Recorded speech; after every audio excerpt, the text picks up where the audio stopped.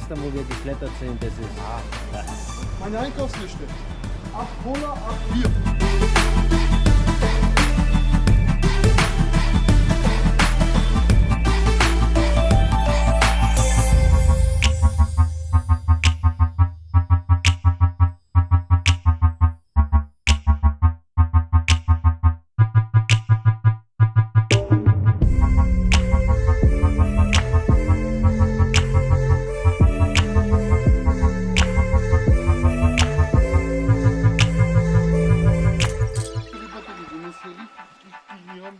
Naturfreundlich. Siehst du.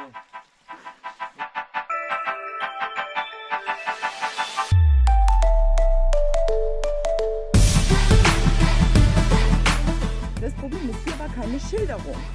Du hattest, wenn wir uns verschätzen, weil wir das Ding halt gar nicht kennen.